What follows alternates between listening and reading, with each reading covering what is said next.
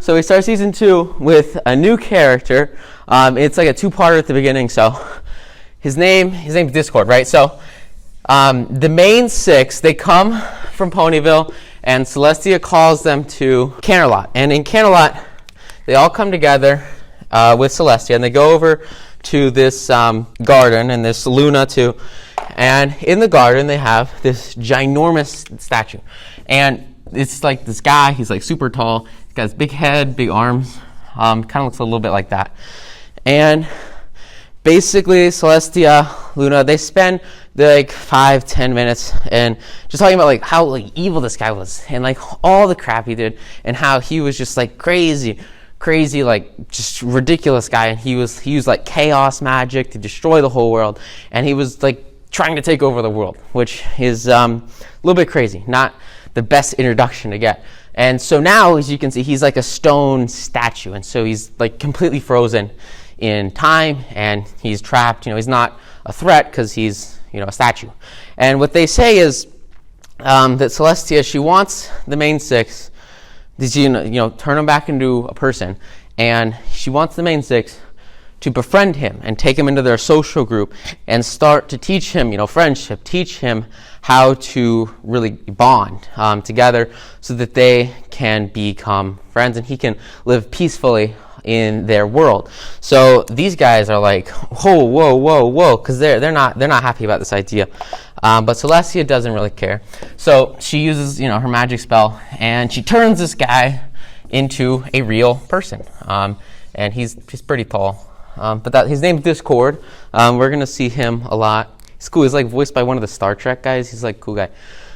So Discord comes, and initially he is like crazy. He's like, "Oh, you freed me. I'm gonna take over the world, go berserk, go crazy."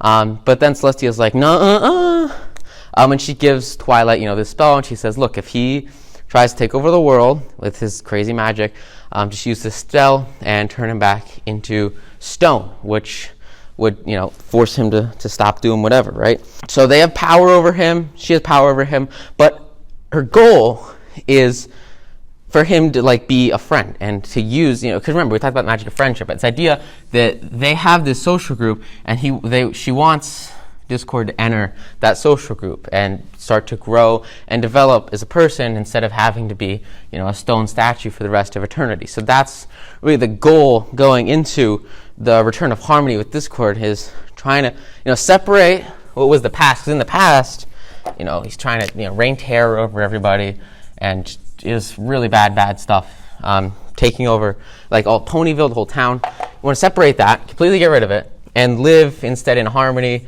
and in friendship and grow, right? And so it's this idea that any chance possible, right? If you have a group, if you have a mastermind, if you have friends that you're with, and you want to increase the strength, obviously you can go through experiences together, you can go through relationships together, and do more as a group. But another really powerful way to expand the power of your mastermind is to add +1, right?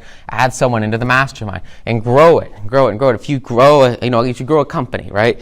You grow a company from 10 employees to 1,500. It's going to be productive, exponentially more productive. You're going to have so much more output, like purely because of the fact that you have more people to work, more people to input ideas, more people to actually implement those ideas, more people to do things. So if you can expand just raw numbers game, expand the power of your group by increasing how many people are in it, it's going to allow you to do significantly more in the marketplace and achieve more with whatever results you desire. And so that's really the goal here, is for everyone to come together, and then he can be used as a force for good, right? This is this idea that like your past is not necessarily 100% determine your future, and you can make a change in your life at any given point. You can make that change and say, look, I know in the past I was like this, but now I want to be like this. I want to be happy. I want to be excited. And that's really the distinction that anybody can make at any point in their life when they have maybe a bad history, a dark history, maybe a negative history. You want to move into a positive future. All you got to do is draw that line in the sand and say, look, from now on, here's a really great example. I used to be like super hooked on sugar, like eating sugar all the time. I was addicted to sugar. My parents, they used to have a restaurant, so we would get dessert like every single time we went there. And I was like just hooked on sugar. And I was sort of like in this state right here. I was like destroying my body, my life, everything because I had no control over it. I was in the negative, outside of my area of expertise. One day, I made a decision. I said, I don't eat sugar. Drew a line in the sand, and it doesn't matter how bad the past is. Doesn't matter, how awful Discord, his actions were. Doesn't matter how much crap I ate. Doesn't matter. You draw a line in the sand, and you say, from this point forward, no sugar, or you're going to be happy, you're going to be healthy. Or at least, 90% of the time, 95% of the time, a vast majority of the time, you're going to change everything about yourself to be in this future state that you really want, this ideal state, and just completely ignore the past, drop it, get rid of it, and move to this ideal future state so you can have peak happiness, peak performance, and just completely crush what you used to be so that you can become the person that you want to be, because you have total control over this. You instinctively have the ability to make this transformation at any point in time. And all you have to do is make the decision. And as soon as you make the decision, stick with the decision. For me, it was a couple of years. For Discord, it's the rest of his life. He's got to stick with his decision to do good instead of do evil. And that's exactly this episode, or these two episodes, this decision right here. And the instant you make this decision, everything changes. And the way that you make the decision is by reflecting on everything that happened before here, and then knowing exactly where you want to be in the future, where you want to be in 1 year, where you want to be in 2 years, where you want to be in 5 years, where you want to be in 10 years. And if this is the same every single time, if this is always this ideal vision, then this decision should be simple. It should come to you fast. And so that's really the power of just taking time to reflect and then using that reflection time to make a distinctive decision. Okay, cool. So here's the second part. So at the beginning, like I said, you can kind of see he goes kind of crazy. He turns the town upside down. Those pink clouds are chocolate milk rain clouds, which is kind of, I don't know. But he basically just goes into pandemonium, just like he had, I think it was a couple hundred years before, when he was wreaking havoc. And, that's what originally got him turned into stone, right? He originally got turned into stone because he was causing havoc and chaos for everybody, which is exactly what he's doing as soon as he gets released. Because, people, you freeze someone in stone for 100 years, they're going to be the same person. And it's the same with, reality, with so many people. What would change you from one person to another person? From, Tuesday to Thursday? It's 2 days, right? What's going to change you in 2 days? To have significant lasting change, you have to go through that process of making a decision. And he doesn't go through the process. He didn't make a decision to be good. Somebody else made that decision for him. Celestia made the decision to unfreeze him and for him and said, look, you're going to be good. She forced it upon him. Remember, you can't force internal change upon other people. I remember long time ago, I was working at Subway, right? And I had tons of coworkers, and some of them were super motivated, and some of them were less motivated. I know there's one guy, he came in and he was that's an interesting face. He would smoke weed right before his shift started. And obviously not very motivated. It's not your responsibility to change other people. You don't make decisions for other people's lives. And so for this guy, right, there's not much I can do. You just have to kind of walk away and let it happen. You don't do anything because it's all up. It's got to be in his head. He has to have the epiphany. The other person needs to decide where they want to go with their life, and it's not your responsibility to tackle other people or guide other people's lives. You've got to save yourself first, when you're in an airplane and the air masks come down from the ceiling. You put your mask on before helping others, because if you can't breathe and you pass out, there's no freaking way that you're going to be able to survive, and your baby is not going to put the mask on for you. But if you put your mask on first and then your baby passes out, well, you can still put the mask on the baby and he'll be okay. So you've got to save yourself first. You have to focus on the person who matters the most, which is you, and make the decisions in your life that you need to get to peak happiness, peak performance, peak productivity. And that's exactly what happens here, right? So the main six, so they come in and they are trying really hard to get this guy to be a good guy. But he doesn't really want to be a good guy until they make a discovery. They have an epiphany. They realize that to get Discord to want to be good, they need to show him friendship. They need to show him kindness. Now, every single one of these main 6 ponies are just pissed off by this. They don't want to befriend Discord. They don't think he's a good guy. They think this is freaking ridiculous, and they're just sick of it. Except for Fluttershy. Fluttershy looks through the rest of the group, looks through the rest of the crowd, looks at Discord, and she sees someone who can change, and she sees someone that can be better, and that if they put in the work and they make the decision themselves to do good for themselves, then they can succeed, and Discord can go and be a super, super cool guy.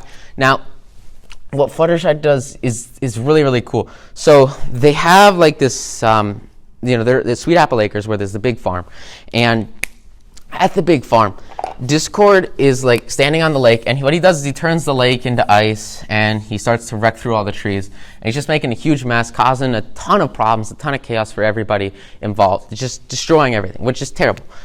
So Fluttershy comes in, and she says, look, she's been the nicest to Discord the entire time. She was really like the only person who tried to take him on as a friend. The rest of these guys, they were just kind of like yelling at him. They wanted to turn him back into stone, use the spell, and Fluttershy like stood in front of him and said, look, I'm going to block this spell. You can't turn him back into stone. I'm going to save him. He can be good.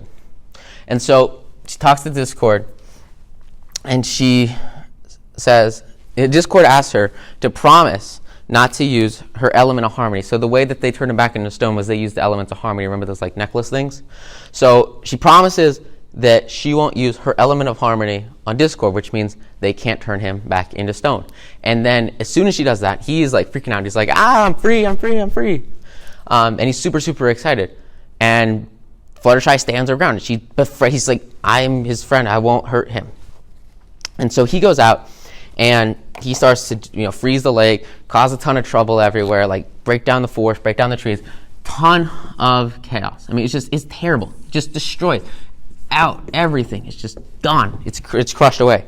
And Fluttershy says this is unacceptable. Not going to have that. And so what she said is, you have to stop. And Discord says, well, why should I listen to you? And Fluttershy says, if you don't stop, if you don't make a transformation that they asked you for, to become good and to change from your old ways, she's not going to kill him. She's not going to hurt him. You can't physically threaten people to make them change. Especially on the inside, internal change just doesn't come from external threats. But she says that she won't be his friend. Discord takes us in. He says, well, what do you mean? Then he figures it out. And he says, so you think that I would stop being evil just so that I could save my only friend ever? And he thinks about that. And he realizes that he wants a friend.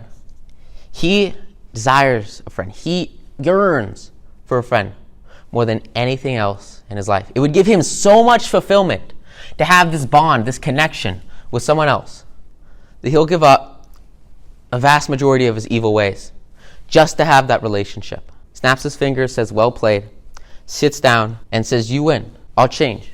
I'll make this decision in my life to go from bad, from evil, to good and helpful, because I want this relationship. That's the power of friendship. That's the power of these bonds that you form. They're so strong that they can overcome internal desires of destruction and chaos and work towards a better future of growth, prosperity, and happiness by facilitating this connection that would otherwise have been non-existent if this guy stayed as a rock. And you're going to see him grow so much more throughout the series, but this is the real basics. And the real basis of it starts when everybody else abandons someone, but this one member of the group, Fluttershy, has belief that Discord can be something more. She sees him as something more than he is right now. And because of that, he has massive change in who he is, and really the fate of his entire life all stems from this friendship, this connection. So, with that said, a little backstory to this next one. It's called Lesson 0. And for like the first 3 seasons of the show, what they did at the end of the episode is Twilight would she would write a letter. She would write a letter to Princess Celestia, and then Spike would like send it to her. He has like this magic thing where he like blows fire at a letter and then it like gets sent to her. So she would write a letter saying what she learned at the end of every single episode, right? And it would be like, one a week, and she would send her a letter a week about what she learned that week. Good way to communicate, good way to keep in touch. So every single week for like the past, this is season 1, I guess this is like season 2, she sent a letter every single time. And she was so used to this pattern and this consistency and just, sending a letter every single time, every single week about a friendship lesson. And so in lesson 0, it's the end of the week. Monday's gone by, everything has flown by. They don't necessarily have like weekdays, but it's like Saturday, and she's got like 1 day left to send this letter out to Celestia. And her problem is she doesn't have a friendship problem, right? She doesn't have anything to report on. And so you can kind of see she goes a little bananas. So, here's like town, right? And so she goes into town, and she is just so ingrained in this pattern that she doesn't think for a moment that maybe there could be another way. And this is something you see like so much in manufacturing. You see it in management. You see it in distribution of work. This idea that like there could be another way to do things. There can be a smarter way, a better way. It just gets overlooked and people don't focus on it. So that's kind of exactly what happens with Twilight. She sees this system and she says there has to be a letter every single week. No output, no other change. And so she goes into town, and everyone's, having fun in town. It's, happy day in Ponyville, whatever. And she comes in and just starts to go to people and ask them if they have problems, ask if they have any friendship problems. He can help solve any friendship problems, any problems.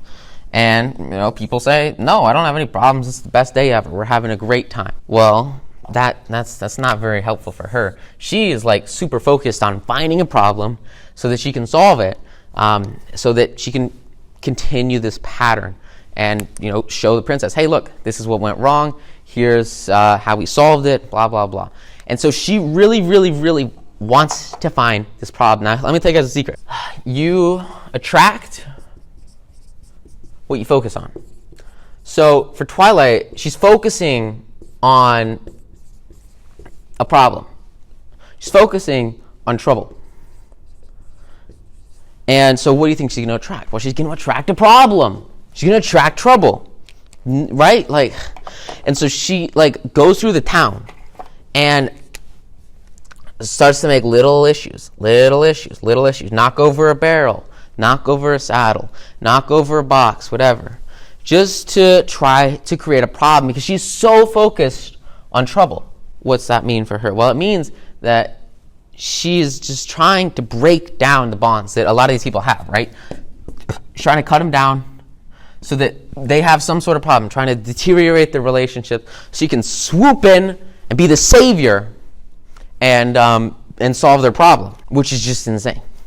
So what happens, right? So the whole town, basically, it all goes downhill really, really quickly. Like at the beginning, if you're starting out way up here, and that you're going to be successful, all you have to do is submit this thing every week. But then you have to have a little bit of a problem. And you see this so much with investments and with personal growth. It's the idea that you get to a certain level and you have a decision to make. The first decision is to maybe look at it from a new angle and say, okay, well, maybe I should approach this another way. And if I approach it another way, perhaps I can start to grow up again and go higher and higher and higher. Now, the other option, and this is what Twilight does, this is what you don't want to do, is she keeps doing the same thing. And as it goes down, and it goes down, and it goes down, and it goes down, she keeps having the same position, the same idea. She keeps saying, there needs to be a problem, there needs to be a problem, there needs to be a problem. And she doesn't cut, step back, look at it for a minute, and say, well, maybe there's something new here. Maybe there's a better way. She doesn't do it. 5 minutes of reflection, 5 minutes of thinking about what she was actually doing, could have saved her like tons of heartache. Because all you have to do is step back and get an outsider's perspective. This is so powerful. You guys know Tide. So Tide, they have their advertising group, and there's this advertising firm, and they're creating this ad for Tide, right? And on one side of the ad, they've got a T-shirt, and the T-shirt has a bunch of grease and dirt, and it's dirty. And then in the middle, they have a picture of Tide, and on the right side, they have this shirt that's like sparkly clean. It's super fresh. The right side in China. And on the top it says, "Hey, look at what this does." And then there's it's like left to right, right? So dirty shirt, you put in Tide, and then it's a clean shirt. And that was the message. And everybody thought it was super great. The whole advertising team was like 8 people. They were all super hyped about it. They were super excited. And then the day before they air this on TV, this is like a $10 million advertising promotion. The day before they air this on TV, an intern from one of the other departments walks in. The intern, she's from China, where this ad is getting aired. She looks at the ad. She says, "Oh, what's that for?" She said, "Oh, it's a TV commercial." She says, "Are you serious? You can't run that commercial?" The guy says, "Why can't you run that commercial?" He said, "In China, they read right to left." See, every single person in the office was American, and they read left to right. So they saw a dirty shirt, Tide, they saw a clean shirt. But every single person in their target demographic saw a clean shirt, Tide, and then a dirty shirt. And they thought Tide made the shirt dirty because they read the other way. And the only way that they were able to stop this catastrophe from happening and losing millions and millions of dollars in wasted advertising was having one outside perspective look at this for about 2 seconds flat and say, "Hey, there's something wrong here." The other people on the team, the Americans, they could have spent 8 hours trying to figure this out. They wouldn't have had a freaking clue because they had totally different backgrounds than the people the girl from China. And so it's the exact same thing with lesson 0. All right, you got the main 6, right? All 5 of these are very, capable and smart people. Twilight, she's just a little bit crazy at the beginning of the series, and she's a little bit like OCD obsessed, whatever. So she's super focused on this pattern and on getting the pattern done and staying in the same system over and over again. Every single person here would have instantly looked at this and said, "Yo, you're crazy. You can't create your own problem. That's ridiculous." But she didn't ask. She didn't take a second to look at that outside opinion that could have saved tons of pain and mayhem. So, do that, okay? Sound cool? So what happens in this example? So Twilight goes, she makes a huge problem, and she basically gets everybody to fight each other, which is ridiculous. And then there's this giant rage and cluster, for the entire town just goes crazy because she gets everyone to fight with each other. And then that's how she gets in her room like this looking berserk. And it's a serious problem. And it all stems from this idea that she just wasn't able to break the pattern. She didn't have anybody to look at this on the outside and show her that there is a better way. She had no freaking clue that there was a better way. And then at the end of the episode, what they do is they change it. So they change it, and Celestia comes and they have to clean up this whole freaking mess. And then they, from this point forward, they don't actually do the letter writing at the end of the episode, which is cool, I guess. But you still learn, the lessons and stuff. So that was kind of the biggest change that came from lesson 0. It's this idea of a diverse team, not just a big team, but a diverse team that has different viewpoints, different backgrounds, and will give you access to different perspectives, because those different perspectives are worth their weight in gold. It's so powerful. So, next one's a little bit more fun. It's called Luna Eclipsed. And it's kind of like a Halloween thing. So they have this night they call Nightmare Night. Nightmare Night. It's basically Halloween. So they all dress up, and everyone goes and I guess they trick or treat. They have their own thing. They do their fun stuff, which is super, super, super cool. Twilight decides she's going to spend a whole lot of time because she's super fun and really into science and magic, and so she spends a long time creating that dress that she has on right now that has a lot of stars and bells on it, because that's the dress of a guy called Starswirl the Bearded, who's used to be a super, super famous magician a long time ago, who saved the world, and he's the coolest guy ever, and he's the smartest guy ever, and so he's really, really cool guy. So she dresses up as Starswirl the Bearded, and Luna sees that she dresses up as, and that's what's happening in this picture, is they're saying, "Hey, cool costume." So a couple of really, really interesting things that happen in here. So the first thing And really the biggest thing is this idea of like, so Luna, remember, she used to be Nightmare Night. She used to be this like super evil, big witch person.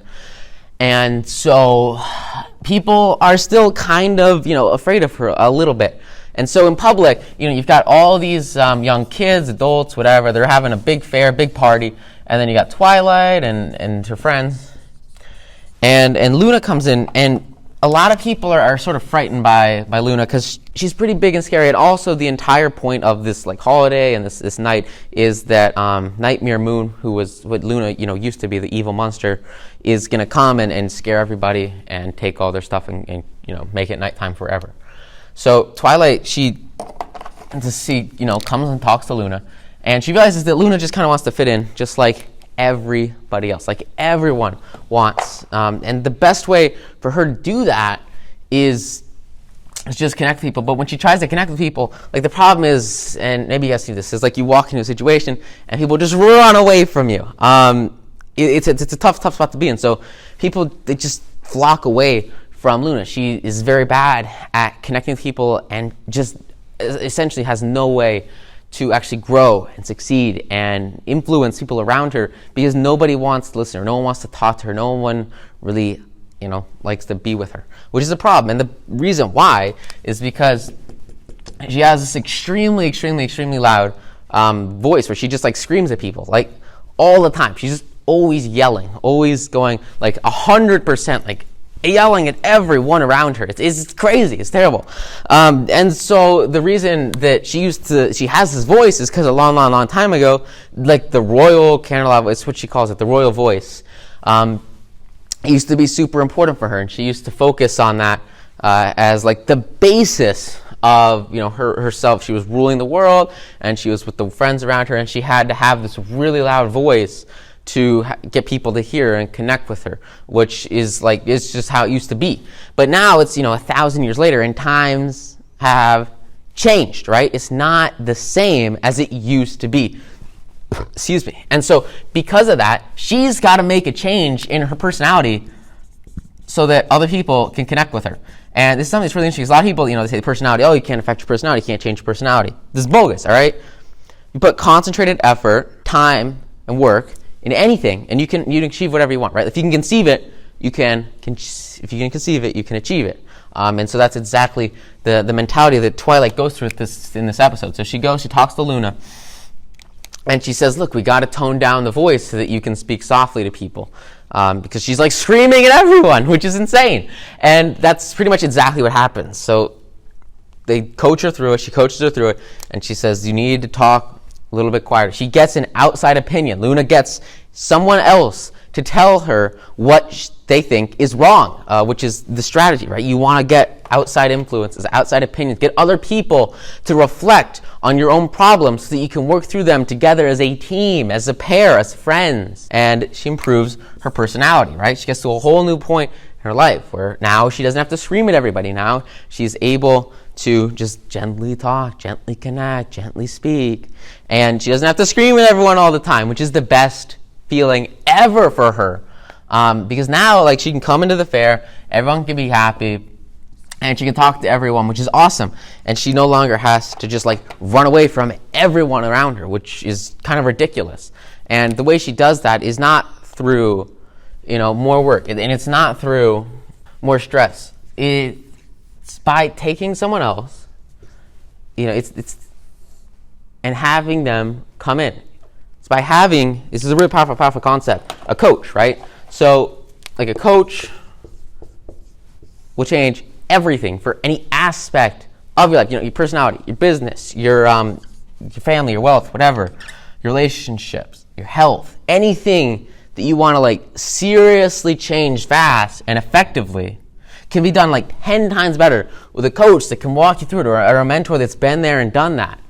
Because the instant that you have someone guiding you and bringing you through that path, it's so much easier than if Luna was just trying to figure out on her own how she could, like, fundamentally change her entire voice. She just wasn't used to speaking in public whatsoever with just any kind of reasonable tone. And so the way that she does this, fast, right, is by having an outside resource come in and say, what do you do? How do you do this? what would you recommend? Because Twilight, she used to be in the same spot. She used to be very, very bad at connecting people, very bad at talking to people. She had like no friends, right? And so she used to be in the same situation that Luna was in. And all she had to do was connect and talk and understand that this is the process you go through. This is how you connect people. This is how you don't just scream at everyone. And as soon as she was able to do that, she reached her goal. She had the success she desired. So like, it takes, time at the beginning, and it takes an admission. And the biggest thing too is like this temporary drop of ego, right? And this idea that like saying you need a coach and saying that you need help, raising your hand and saying, I need help is one of the most difficult things for so many people, but it's also one of the most impactful and useful things that you can do, and it will absolutely change everything. Because the instant that you tell someone you need help, it comes like that. And the results, they come fast, now. Great example. I did really, really bad on this math test. So what did I do? Raised my hand, said, I need help. Got like 2 tutors within 4 days, and then had like 8 sessions of extra training and work in like the next week. Like, it happened fast. Why'd it happen fast? Happen fast. You admit that you need help and you need guidance from somebody who knows it much, much better than you. Rather than trying to just slowly go up the stair, right? Like if you try to slowly walk up the stair step of learning it by yourself versus having somebody way up here look over the edge, hang a rope, you grab that rope, and then they pull you up. You get the exact same height, but this takes like 10 seconds. This takes like 10 years. You can exponentially skyrocket your positioning and everything you're doing by simply taking that temporary drop in ego, drop in humility, and saying that you need help. And then when someone drops that rope down to you, catch it, grab it with all your might, and start freaking climbing up that rope. Because that rope is a shortcut. It is a key path to anything that you desire in all aspects of what you do. By simply taking this rope and going all the way to the top to get to the same level as the person that gets you there, the person who pulled you up there, who was already a master, and then eventually walking up the staircase once you get there and superseding that person, that trainer, that coach, that mentor. That's the growth hack that'll get you there. So do this and you'll be welcome anywhere. I love this part. It is so fun. So a lot of times you get into a new situation and you're meeting somebody, especially at a party where there's like a lot of people, or maybe an event where like people are meeting themselves everywhere, and you really want to connect deeply with someone and have an impact on them so that they can have an impact on you. The number one way to do that, we got smiling, okay, and we have names. Smiling and names are huge. But this is listening. The instant that you can listen, you're like 100 times closer to success. The most successful people on this planet listen 10 times more than they speak. They're always asking questions and listening to what people say intently. Why? Why are they doing that? Why are they asking questions? Why are they listening? They're listening because they have a passionate desire to know more about the other person. It has to be sincere. It has to be legitimate. You have to care about this person and want to know about them. Great example. I was at this huge startup event that they were doing in the theater, and there were like hundreds of people there. Meet one person. I ask him about his past, about his history. All I do for the next 2 hours is listen to him tell me his life story and just keep prodding him and asking him questions about himself. That person went on to become an insanely close friend and yield probably 3 or 4 business clients that were extremely valuable. And so why did that happen? Why did I get this connection? How did I learn more about him? How did I get him involved in my industry? All I did was ask questions and listen to what he said. You don't talk about yourself. You don't brag about yourself. You don't say that you're the freaking coolest person ever. No one cares. People care most about one person, and that person is themselves. You can get someone to talk about themselves, they're going to think you're the coolest freaking guy on the planet. I got this one guy I work with. I forget his name. He's the coolest guy ever. And he's at this hotel, and he's at this bar. And I think it was Jay Abraham. Jay's sitting at this bar with this one guy. And he's like the most famous guy on the planet. He's like the coolest guy ever. They're at this big event at this hotel. And when they're at this hotel, he's speaking at this event, and he is like super big, like tons of people. He's the coolest guy ever, okay? He sits down at the bar next to him, and everybody wants a piece of him, okay? He asks him a question, and he listens to what he says. He doesn't talk about himself. He doesn't talk about his achievements. He doesn't talk about his history. All he does is get this guy right here to talk about himself. For 4 hours, they sit at the bar as he talks about himself. He's having the time of his life. He is so ecstatic. Why? Because people love to talk about themselves. They love it. It's the best feeling ever. And so at the end of this night, it's about midnight, and these guys are stoned, and they are like so tired. And so Jay says, look, I got to go back to my room. This was really great. I'm so glad we got to speak, and I got to learn more about you. He gets into the elevator and starts to go up to his room. And this guy comes away from the bar. He talks to the guy who was like managing this entire event. And he says, that fellow over there, he is one of the best conversationalists I've ever met in my life. He is the best speaker I've ever heard ever. This guy, he did not say more than 5 sentences to this guy. All he did was ask and listen for hours and hours and hours and hours. And this super popular guy just spoke and spoke and spoke and spoke and spoke about himself, because he cares most about himself. And yet, when he did all the speaking, he went and told this other person that this guy was the best talker ever. Why? Because to be an insanely great companion, an insanely great talker, an insanely great friend to somebody, all you gotta do is listen. Nobody cares. Very, very, very few people care about what happened in another person's life more than how they care about themselves. And if you just listen and let them express what they did, what they feel about themselves, they'll love you more than anything else. Anything else you can do. Just let them talk and listen. And so we start to kind of see that applied here in Sisterhood Social. So in Sisterhood Social, we get a really nice episode with Sweetie Belle, and then which is Rarity's younger sister, and then Rarity. And Sweetie Belle, she wants to go to the Sisterhood Social with Rarity. And it's like this big like carnival, a festival event that comes into town. And as it comes into town, what's really cool is like there's a huge, event going on for the social, and it's basically like ponies and then girls and like their sisters, right? So they have like themselves and then their sisters. And then they go and they compete in like races and they have fun and stuff like that. And you've got Apple Bloom going with Applejack, and you've got Sweetie Belle going.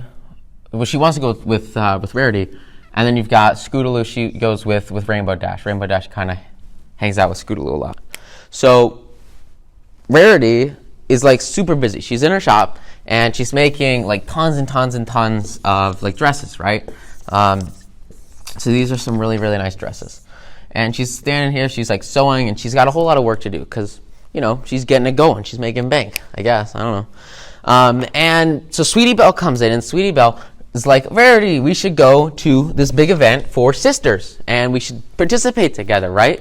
And she's so passionate about it. She really, really, really wants to be part of this with her sister. They want to do it together. She wants to be with her sister. And the problem is she's like super busy, and this is like today or tomorrow, right? And so because it's so soon, she just has to get like her work done. She has this huge order that she's trying to do, and she has no clue. Like she doesn't have the time to actually go and do this, which it sucks. A lot of people start to get into a new business, start to get into a new line of work, suddenly takes over all aspects of life. Every single part of the experience of her life is going towards making these dresses all the time, which is just insane. It's so much that she doesn't have the time to go with her sister for just a moment over to this big event, which is just terrible. It's sad. And so she keeps doing her work. She says, no, I can't go. No, I can't do it. It's not going to happen. And Rarity, she's really, really pushing it. And Sweetie Belle keeps asking over and over, hey, come on, please, let's do this. It'll be fun. We should do this as sisters. It'll be great. And she just wants to, what she wants to do, she wants to strengthen this connection between the two. That's all she wants. but the work comes in the way. And what's a shame is like Rarity sees this and she takes this, relationship as something that should be so, so deep and powerful. And she just cuts it off, takes it for granted, and prioritizes this professional work over developing this relationship with a very, very important sibling, which is a shame. As she's working towards her future, she just sees these dresses as a priority, as a goal, as something that matters more than 2 or 3 hours at this sister event, which is, it's just crazy. So Sweetie Belle, she is super, super sad, and so she makes this little it's like a diamond jewel drawing of her with Rarity to show that she loves her, and she wants them to have some fun together and to do things together. And it's just, and so you see how cute and so Rarity, she just gets done with one of her dresses, and she's yelling at Sweetie Belle about bugging her and being in her office or in her shop, her boutique, over and over and over. She's just like, you gotta get out of here, I got stuff to do, I can't believe this. She just takes her for granted, doesn't focus on her, and kind of really crushes a lot of the goodwill that was here, because she did have just so much crap to get done. And so after she sees that, so she yells her out and she says, Sweetie Belle, you got to get out of here. She leaves, and then Rarity finds this, and she has an epiphany. She has a change of heart, and she realizes that she's got to make a change with what she's doing, because she sees this picture and she realizes that it's worth so much more. This relationship is worth more than this business or this order, right? And she realizes that she would be emotionally distraught and destroyed if she was in her position, right? She disembodied her own thoughts and looked at the position that Sweetie Belle was in. She changed her perspective to the point of view of this other person and said, well, how would I feel if I was in her position? And this is something that so many people must master, but they just totally ignore. And it sucks, but it's so important. You have to be able to dissociate your own wants, your own desires, your own quests, conquests, what others desire. And how do you figure out what others desire? You figure out what others desire by listening. See, while Sweetie Belle was asking Rarity to do all this stuff and go to this big event, Rarity was busy. She was just working, and she was just doing her own thing and getting her work done. She wasn't actually listening. So because of that, Sweetie Belle feels terrible. She feels ignored. She feels abandoned. Feels all these negative emotions because she just didn't feel listened to by Rarity. And so you've got to kind of focus on, seeing the other person's perspective, and the way that you see the other person's perspective is by listening to them better than any way possible previously to really develop that relationship. So super powerful way to growth hack those relationships.